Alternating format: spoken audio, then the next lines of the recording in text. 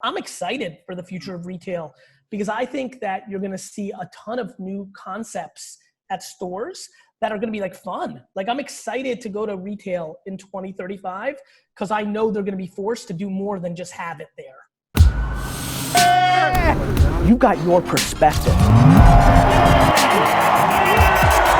just want to be happy. Don't you want to be happy? Do you think there have been any kind of major winners over this time? Either people or brands who have kind of taken and ran with this?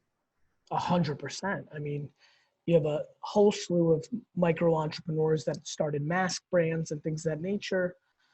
And then at the macro level, you have direct to consumer brands that have massively succeeded during this time. Anybody who's in the DTC or e-commerce infrastructure game has benefited greatly, and those who are not and have relied on physical situations has struggled to some degree. So, you know, there's been there's always winners and losers when there's a sea change, and I think the biggest winners are direct to consumer infrastructure businesses, whether it's the delivery mechanisms, aka the pipes and the shovels and things of that nature, or brands that are within that ecosystem. So I guess one of the positives out of all this is that it has forced some brands who were resistant to kind of, I guess, jumping feet first into digital marketing and social media to get serious. Do you think that will ever go away again? Do you think there'll be a natural correction once the pandemic is over, or are we here to stay? There has been a sea change.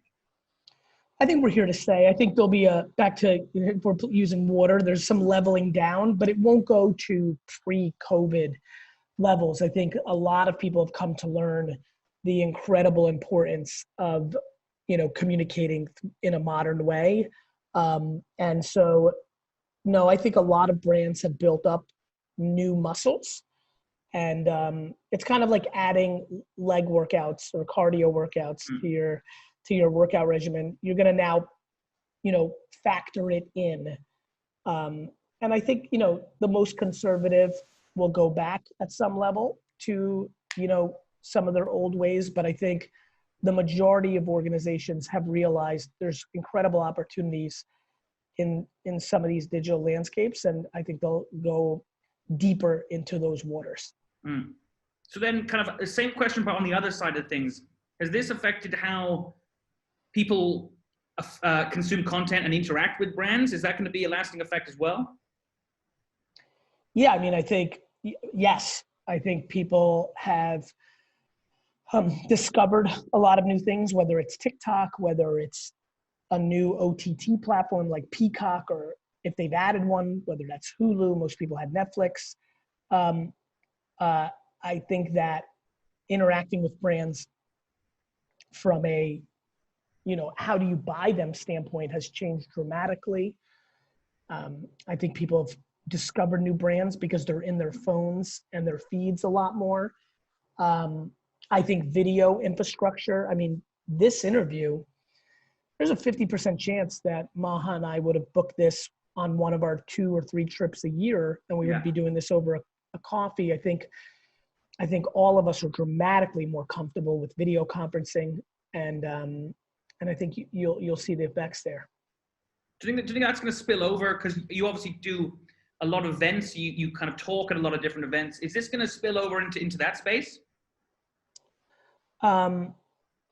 Yeah, I do. I believe it will, and I think you're seeing that as well. I think, you know, you'll have more virtual conferences.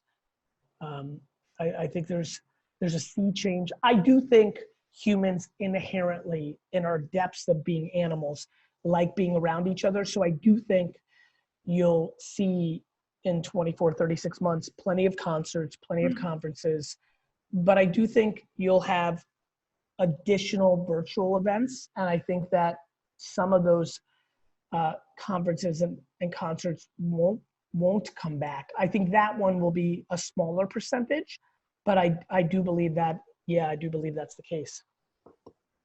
So then kind of on that, I think this pandemic has put an awful lot of uncertainty into people's minds. And I think even the most die-hard self-starters right now might be doubting themselves. So I was kind of wondering, kind of on that theme, if in your journey, did you ever doubt yourself?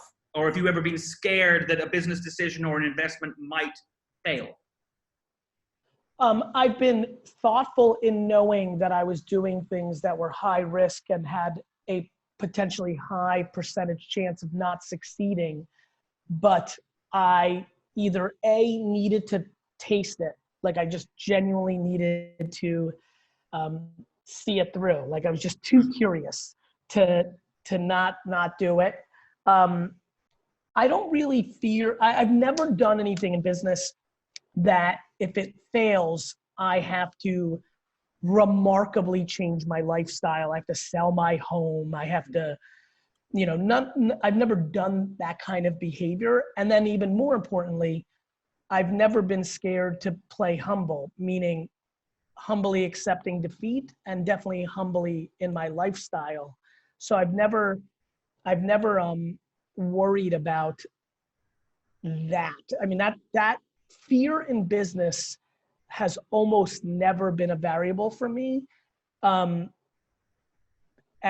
so the answer is not really. And I think it's important for people to hear this. I'm not saying that I always think it's going to be great and I'm overconfident. It's just that when I know I'm in losing situations or potential losing situations, I mentally corked my wine social network from 2009, failed. Felt very confident that it might because I wasn't running the business. I bought it. I put somebody in place. I was stretched in between Wine Library and the start of VaynerMedia, and I just wrote a book. Like I knew that it might not work and I would lose money. That's what happened. Buying something called Lost Letterman, a sports media site, failed when I integrated it into VaynerMedia years ago. But I wasn't concerned about it because I learned a lot, which led to me making the acquisition of purewow.com and building a true media conglomerate. Vayner Live and Vayner Events failed twice. I had, executives, one who's still a tremendous friend, it just didn't click, and another one that she went on to wanting to do some stuff on her own. But I've learned a lot about live event marketing and feel very confident that when I get into it, if I get into it, I'm now in a different place. And all of those were losses and all of those were 6 or 7 figure losses, but didn't put me out of business and taught me quite a bit. And more importantly, not the kind of thing that I feel any shame or concern about. I'm thrilled for the executions and the learnings and the fact that I get to play for another day. And I think more people need a great relationship with losing and fear when it comes to business. I think people have to recalibrate it. I think too many people struggle with outside opinions about their wins or losses. For me, I try to keep it in a very narrow pocket of like the cheering and the booing is all kind of the same. And I just got to keep focusing on the goal at hand. I was going to say, you come across as quite a self-confident person. And you're more than happy to bet on yourself. And again, that kind of not listening to other people's opinions is effectively kind of why. Where does that come from? Because I think a lot of people right now... Really good parenting. Yeah. DNA for sure at some level. But, my mom created a very confident and consequence-driven environment, meaning she reinforced my kindness and who I like, all quote unquote the right things, but there was enormous amounts of merit. When I would have a bad baseball game, I would remember I would try to come up with an excuse. She suffocated it. When I got bad grades, I would be grounded.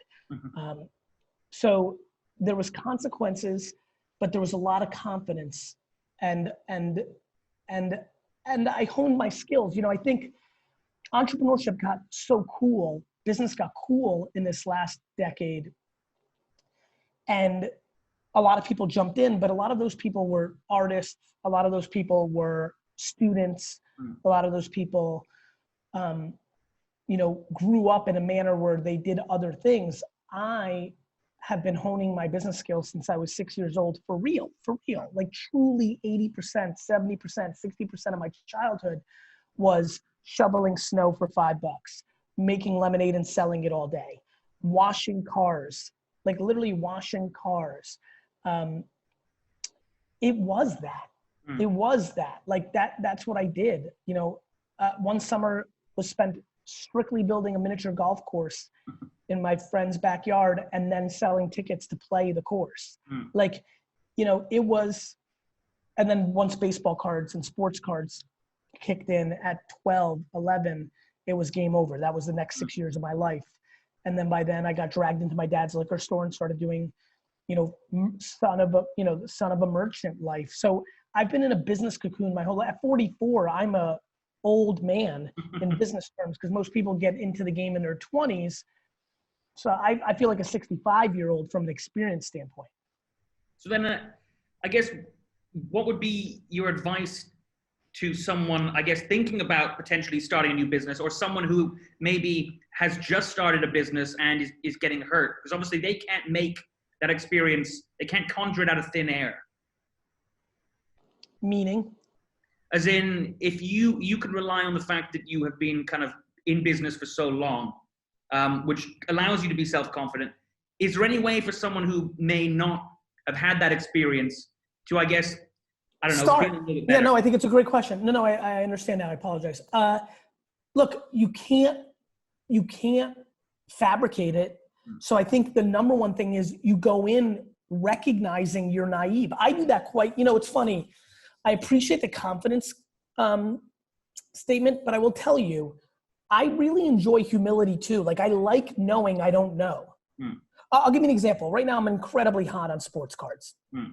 I've been talking about it a lot, and we're seeing it all over. I actually sold a bunch of Messi rookie cards. I bought a bunch of Messi rookie cards from somebody in Dubai. So this is starting to get global, especially with proper football being a global sport, and we're starting to see soccer. Mbappe, I mean, you can't imagine what's going on with his cards and stickers. Nonetheless, I had a 7-year career being a baseball card dealer from 11 to 18. And 2 years ago, when I realized something was happening, I spent 6 months reading and learning before I jumped back in. And I had a lot of context. Yeah. But I had the humility to know that I was rusty, and there was a lot of things that changed. So to the person that you're asking, I would tell them to go in with naivete, which is a strength a lot of times, but with deep humility. And you know, I see a lot of these well-educated kids of wealthy and successful, go in and think they're going to kill it, and their overconfidence and lack of experience disproportionately ends the game before it started. Read up. So let's talk about this new world order for a second. Everyone is buying and selling things online right now. And I think that what has happened is that kind of broke the habits of even those who previously preferred to go to physical locations. Does this spell the end for traditional brick and mortar? Is this the final nail in the coffin? No. I think it's the nail in the coffin for certain brick and mortar brands that have terrible leases, no real .com infrastructure, and they're finished. Okay. But what you're going to see is the leases restructure.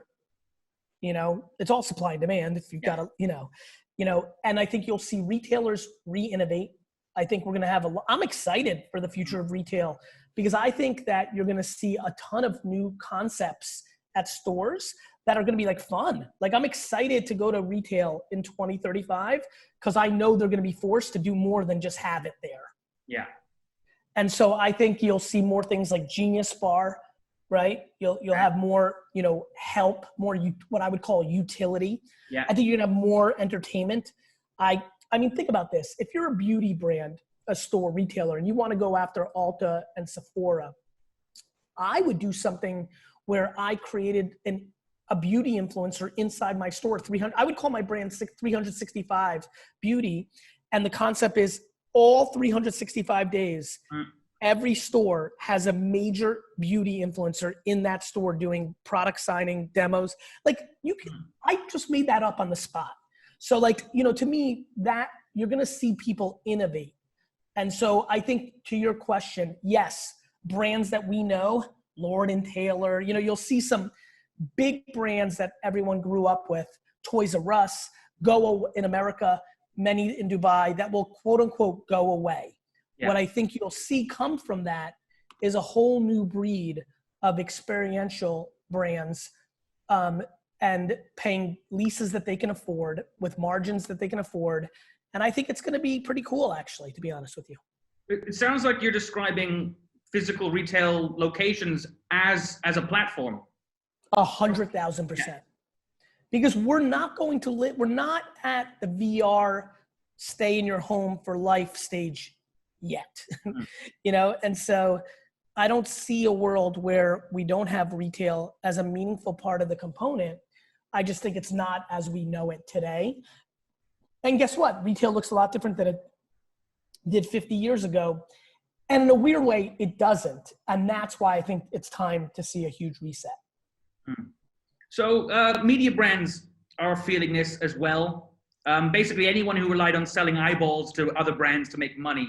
And obviously, you know a thing or two about kind of the advertising industry and getting people to engage with your content.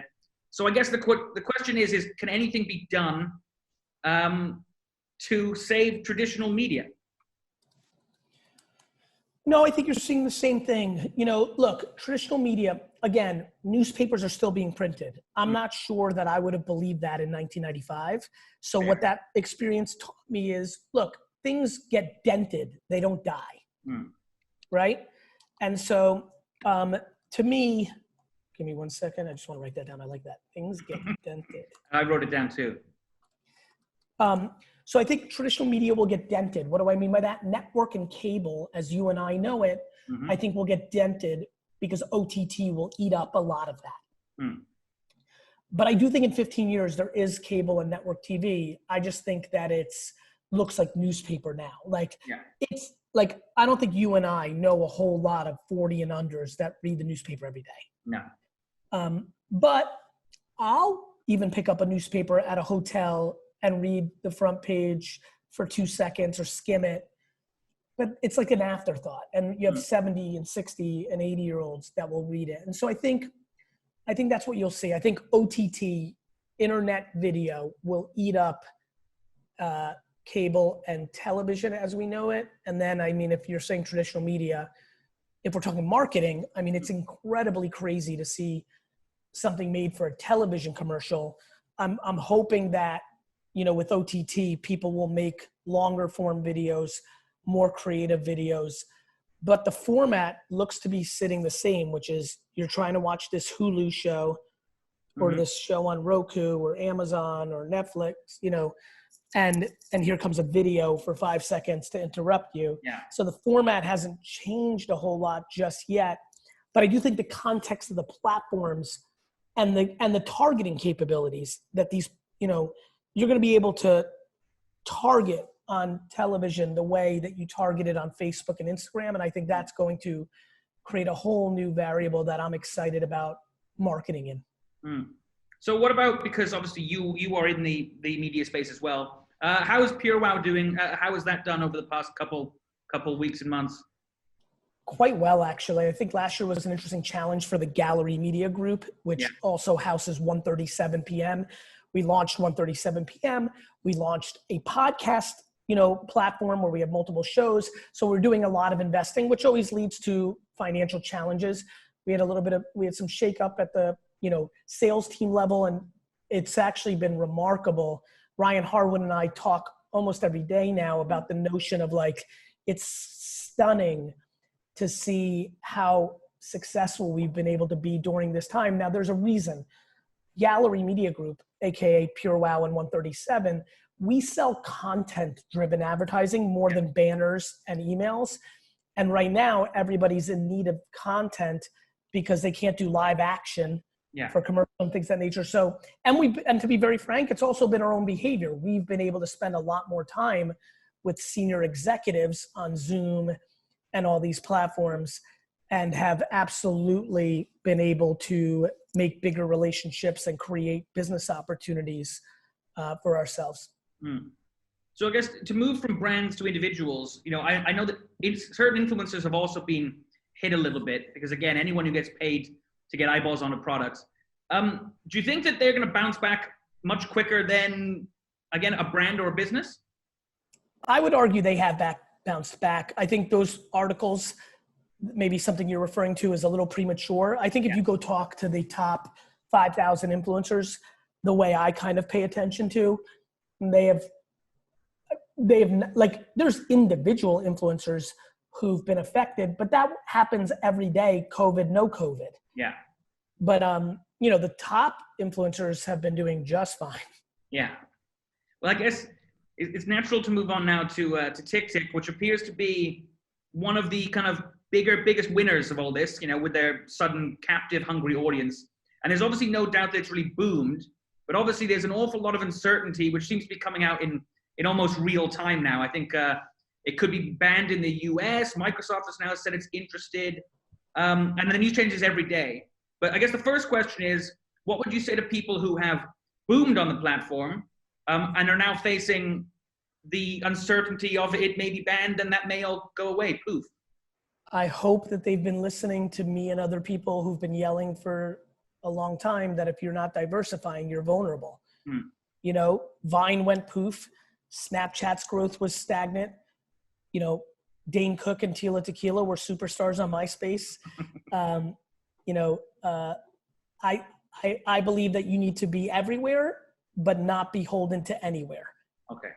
And if you look at the top stars, Addison Rae, Charlie and Dixie D'Amelio, they've been able to build unbelievably large audiences in other places like Instagram and YouTube and Twitter.